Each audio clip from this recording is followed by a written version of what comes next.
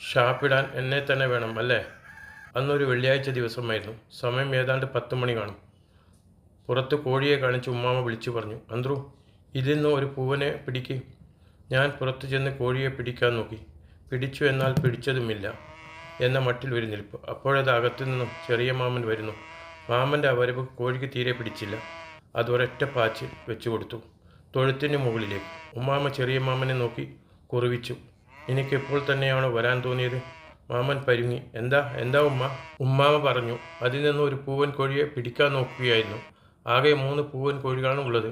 അതിലൊന്ന് ദാ ഓലപ്പുറത്ത് ഇരിക്കുന്നു, 2 താഴെ മേയുന്നു. ഉമ്മ, ഞാനിപ്പോൾ പിടിച്ചു തരാം എന്ന് മാമൻ. അതിൽ നിന്ന് ഒരെണ്ണത്തിനെ പിടിക്കാൻ മാമൻ ചെന്നതും മാമൻ്റെ ആ ശൈലി കോഴിക്ക് ഒട്ടും ബോധിച്ചില്ല. അവറ്റകളെല്ലാം മൂടിക്കളഞ്ഞു. പിന്നെ ആകെയുള്ളത് തൊഴുത്തിൻ്റെ മുകളിലിരിക്കുന്ന ആ കോഴിയാണ്. അതാണെങ്കിൽ സിംഹാസനത്തിൽ ഇരിക്കുന്നത് പോലെ അവിടെ നിലയുറപ്പിച്ചു. കോഴി, വാടാ മക്കളെ, എന്നെ ഷാപ്പിടാൻ. എന്നെ മാത്രമേ കിട്ടിയുള്ളൂ എന്ന മട്ടിൽ അത് ഞങ്ങളെ നോക്കി അവിടെ തന്നെ ഇരുന്നു. ഉമ്മാമ്മ അതിനെ താഴേക്ക് ഇറക്കാൻ വഴി നോക്കി.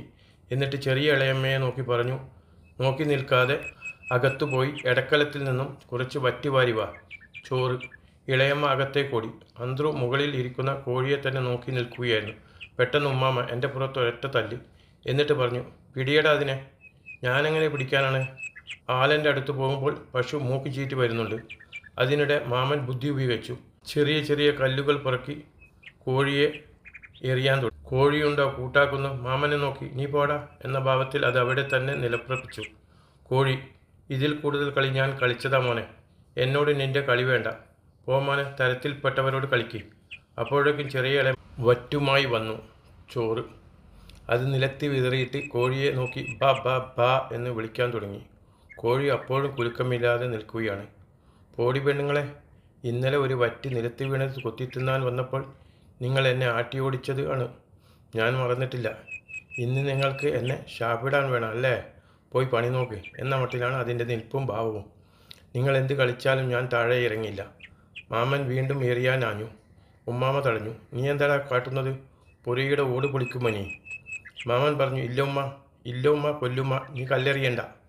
അതിനെ വിളിച്ചാൽ മതി, അത് വരും. ഉമ്മാമ പറഞ്ഞു. ഉമ്മാമ്മൻ്റെ പറച്ചിൽ കേട്ടാൽ വിചാരിക്കും അത് വിളിക്കാൻ കാത്തു നിൽക്കുകയാണെന്ന്. ഇവരുടെ ഈ വർത്തമാനത്തിനിടയിൽ അന്ത്രുമിന് സൂത്രം തോന്നി. ഒരു മുട്ടലെടുത്ത് കോഴിയെ ലക്ഷ്യം വെച്ച് ഒരൊറ്റ ഏറ് കൊടുത്തു. അത് കൊണ്ടോ എന്ന് നോക്കിയില്ല. അതിന് മുന്നേ ഉമ്മാമയുടെ ഒച്ചവെക്കൽ. അത് കേട്ടതും എനിക്ക് തോന്നി അടുത്ത മുട്ടലേറ് എനിക്കായിരിക്കുമെന്ന്. പിന്നെ ഉമ്മാമാക്ക് വന്ന ദേഷ്യം കണ്ടപ്പോൾ ഞാൻ അവിടെ നിന്നില്ല, ഒരൊറ്റ ഓട്ടം വെച്ച് കൊടുത്തു. അവർ അവിടെ നിന്ന് ബാ ബാ എന്ന് വിളിക്കുമ്പോൾ കോഴി മുകളിൽ നിന്ന് കോ കോ എന്ന് പറയുന്നുണ്ടായിരുന്നു. ഉമ്മാമ പണി 18 നോക്കിയിട്ടും കോഴിക്കൊരു കുലുക്കവുമില്ല. മുകളിൽ നിന്ന് താഴേക്ക് നോക്കി, നിങ്ങളെ കൊണ്ട് എന്നെ പിടിക്കാൻ പറ്റില്ല എന്ന ഭാവത്തിൽ തലയിടുക്കിക്കൊണ്ട് താഴേക്ക് നോക്കി അവിടെ തന്നെ നിൽപ്പ് ഉറപ്പിച്ചു. അന്ത്രു കുറച്ചപ്പുറം മാറി നിന്ന് ഇവരുടെ അഭ്യാസങ്ങളെല്ലാം ഒളിഞ്ഞിരുന്ന് കണ്ടു. പെട്ടെന്ന് അന്ത്രുവിൻ്റെ ഭാഗ്യത്തിന് മറ്റു കോഴകളെല്ലാം അന്ത്രുവിൻ്റെ മുന്നിലേക്ക് വന്ന് കുത്തിപ്പറക്കാൻ തുടങ്ങി. ഞാൻ പതുങ്ങിച്ചെന്ന് ഒച്ചയാക്കാതെ പൂച്ച എലി പിടിക്കുന്നത് പോലെ പതുങ്ങി ഞാൻ ഓരോരടിയും സൂക്ഷിച്ചു വെച്ചു. ഒച്ച വെച്ചാൽ അത് ഓടും എന്ന് എനിക്കറിയാം. കോഴിയുടെ അടുത്തെത്തിയപ്പോൾ ഒറ്റച്ചാട്ടം. 2 കൈകൊണ്ടും ഒരു പൂവൻ കോഴിയെ അങ്ങ് പിടിച്ചു. അത് ചിറകിട്ടടിച്ച് രക്ഷപ്പെടാൻ നോക്കി. ഞാൻ നിലത്ത് വീണെങ്കിലും പിടിവിട്ടില്ല. ഒരുവിധം അതിനെ വരുതിയിലാക്കി. ഞാൻ വലിയ അംഗത്തിൽ ജയിച്ചവനെ പോലെ വിജയശ്രീലനായി ഉമ്മാമയുടെ അടുത്തേക്ക് ചെന്നു. അപ്പോൾ ഉമ്മാമൻ്റെ മുഖത്ത് കണ്ട സന്തോഷം കണ്ടാൽ തോന്നും ഞാൻ കോഴിയെ അല്ല, ഒരു ആനയെ പിടിച്ചു കൊണ്ടുവന്നതാണെന്ന്. നല്ല ഗമയിൽ ഞാൻ കോഴിയെയും കൊണ്ട് ഉമ്മാമയുടെ മുന്നിലെത്തി. അതുവരെ ദേഷ്യത്തിലായിരുന്ന ഉമ്മാമയുടെ ഭാവം മാറി. വാ മോനെ ഇവിടെ, എനിക്കറിയാം ഇവനല്ലാതെ മറ്റിതാർക്കും കഴിയില്ല. അതുകൊണ്ടാണ് അവനെ തന്നെ ഞാൻ വിളിച്ചത്. നേരത്തെ തച്ചതും ഓടിച്ചതുമൊന്നും ഉമ്മാമയ്ക്ക് ഇപ്പോൾ ഓർമ്മയില്ല. ഉമ്മാമ കോഴിയെ വാങ്ങി മാമനോട് പറഞ്ഞു, ഒരു വള്ളി കൊണ്ടുവന്ന് ഇതിൻ്റെ കാല് കെട്ട്. മാമൻ ചെന്ന് വാഴയുടെ വള്ളിയെടുത്ത് കോഴിയുടെ കാല് കെട്ടി. എന്നിട്ട് ഉമ്മാമ എന്നെ വിളിച്ചു പറഞ്ഞു, മോൻ പോയി വേഗം അലവിക്കാനോട് ഇതിനെ അറുത്തു തരാൻ പറയൂ. ഞാൻ ഉമ്മാമ്മയോട് തീർത്തു പറഞ്ഞു, എന്നെക്കൊണ്ട് കഴിയില്ല, നിങ്ങളുടെ മോനോടോ മോളോടോ പറയൂ. ഉമ്മാമ്മ എന്നെ കുറേ സോപ്പിട്ട് നോക്കി. പക്ഷെ ഞാൻ പോകില്ല എന്ന് തന്നെ ഉറപ്പിച്ചു പറഞ്ഞു. മാമൻ എൻ്റെ ദേഷ്യത്തോടെ നോക്കി. ഞാൻ ചോദിച്ചു, നിങ്ങൾക്ക് പോയാൽ എന്താ? അപ്പോൾ മാമൻ ഒന്ന് ചമ്മി, ഞാൻ പുള്ളയിൽ പോകാൻ പൊരുങ്ങിയതാണ്, നിന്നോട് പോകാനല്ല പറഞ്ഞത്. ഞാൻ അപ്പോഴും കൂട്ടാക്കിയില്ല. ഉമ്മാമ്മ പ്രലോഭിച്ചു, ഈ ചാറ് കൂട്ടി ഉണ്ണാൻ നീ വാ, കോഴിക്കറി അപ്പോൾ പറഞ്ഞു തരാം. അന്തൂർ പറഞ്ഞു, എനിക്ക് വെണ്ണയച്ചാറ് മതി, വെറും കറി. അപ്പോൾ മാമനെ നോക്കി പറഞ്ഞു, നീ കൊണ്ടുപോയി അറുത്തിട്ട് വാ. മാമൻ, ഞാൻ പൊള്ളയിൽ പോവുകയാണ്, അവനോട് തന്നെ അറുത്തിട്ട് വരാൻ പറയും എന്നും പറഞ്ഞ് മാമൻ സഞ്ചിയും എടുത്ത് നടന്നു നീങ്ങി. ഇനി വേറെ രക്ഷയൊന്നുമില്ലെന്ന് കണ്ടപ്പോൾ ഉമ്മാമ അടവ് മാറ്റി. വാമോനെ, നിനക്ക് നല്ല കോഴിക്കറി ഉണ്ടാക്കിത്തരാം. ഉമ്മാമ അല്ലേ പറയുന്നത്, ഞാൻ മോന് പൈസ തരാം. അത് അന്ത്രുവിൻ്റെ ചെവിയിൽ കൂർന്നു. അപ്പോൾ അന്ത്രു എൻ്റെ ഡിമാൻഡ് വെച്ചു. എനിക്ക് നിങ്ങളുടെ 10 പൈസയും 3 പൈസയും ഒന്നും പോരാ. എനിക്ക് 4 റുപ്പിക 25 പൈസ വേണം. ഉമ്മാമ ഒടുവിൽ നിസ്സഹായയായി അകത്തേക്ക് പോയി.